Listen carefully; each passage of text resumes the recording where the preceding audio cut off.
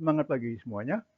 Terima kasih telah bergabung dengan channel IBMW, Media Belajar Bareng Finance, Research, dan Hospitality. Kita membahas Food and Beverage Cost Control, FBCC, dengan topik pengendalian penerimaan dan penyimpanan dan pengeluaran bagian 1 pada sesi 8. Jika menurut Anda sesi ini bermanfaat, silakan tekan tombol subscribe, like, dan share sebagai dukungan dan pemotivasi untuk pengembangan channel ini. Terima kasih dan selamat mengikuti. Pada sesi 8 ini, saudara mengkaji pengendalian fungsi penerimaan dan fungsi penyimpanan dan pengeluaran makanan di hotel. Kedua fungsi tersebut aktivitasnya harus dikendalikan oleh manajemen hotel sedemikian rupa sehingga target harga pokok dan kualitas makanan sesuai dengan standar yang telah ditentukan oleh manajemen hotel. Kita bahas pengendalian fungsi penerimaan. Tujuan pengendalian aktivitas fungsi penerimaan yaitu agar hotel mendapatkan jumlah sesuai dengan yang dipesan, mendapatkan harga sesuai dengan yang ditawarkan, dan mendapatkan mutu bahan makanan yang diterima sesuai dengan yang disepakati.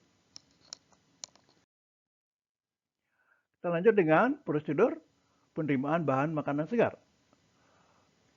Makanan segar yang diterima oleh hotel dapat dikelompokkan menjadi sayur dan buah segar, ikan dan makanan dari laut atau seafood segar, daging segar dalam kurung sapi, babi, kambing, karkas unggas segar dalam kurung ayam, bebek, burung dara, kalkun, dan telur.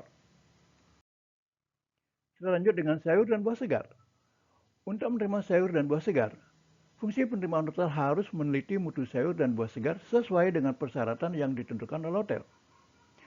Bila petugas tidak yakin akan mutu sayur dan buah yang dikirim oleh rekanan, petugas harus menghubungi bagian dapur yang mengetahui akan mutu yang ditentukan oleh hotel.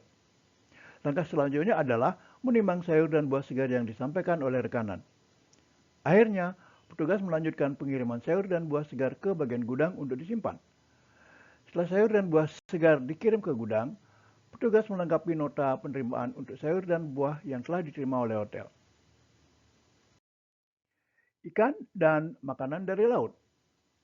Untuk menentukan mutu ikan dan makanan dari laut dalam kurung seafood, petugas harus meneliti mutu dengan memeriksa insang, kekenyalan daging, dan sisa ikan serta mata ikan yang disampaikan. Juga harus diperiksa apakah ada bahan pengawet dalam kurung formalin misalnya, yang disuntikkan ke ikan yang disampaikan. Jika mutu ikan dan makanan laut yang disampaikan sudah sesuai dengan ketentuan hotel, maka bahan-bahan tersebut kemudian ditimbang. Sebelum ditimbang, agar semua bunga-bunga es atau bahkan es dari ikan dan makanan laut disisihkan sehingga didapatkan berat yang benar.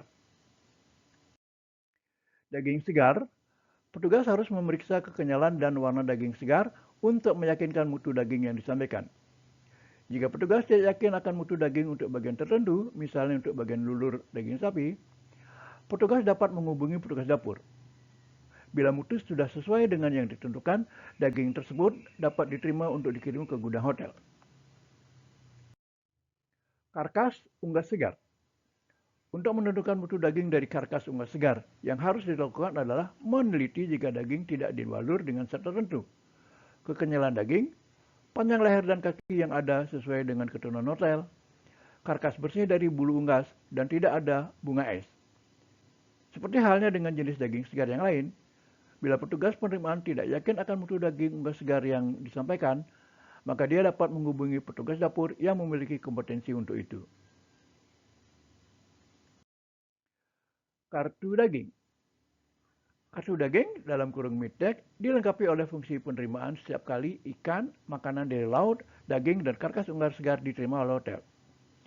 Fungsi kartu daging adalah alat kendali rotasi pengeluaran. Petugas gudang dalam kurung penyimpanan tidak perlu menimbang ulang daging yang diperlukan ketika dikeluarkan dari gudang. Pengendalian harga pokok makanan, mengendalikan mutu daging, unggas, dan ikan, dan makanan dari laut yang dikirim oleh rekanan tertentu. Kita lanjut dengan contoh formulir kartu daging. Dalam contoh ini diberikan contoh formulir kartu daging yang mencakup informasi tentang tanggal diterima, nama rekanan, nama daging, berat daging, harga satuan, jumlah harga, dan tanggal dikeluarkan. Telur. Kebutuhan hotel akan telur cukup berarti karena telur selain digunakan untuk keperluan dapur, juga digunakan untuk pembuatan roti dan kue. Ketika telur dikirim oleh rekanan hotel, mutu telur harus diteliti dengan alat tertentu, dengan pencahayaan. Bila mutu sudah sesuai dengan ketentuan hotel, maka telur yang diterima segera dikirim ke bagian gudang makanan.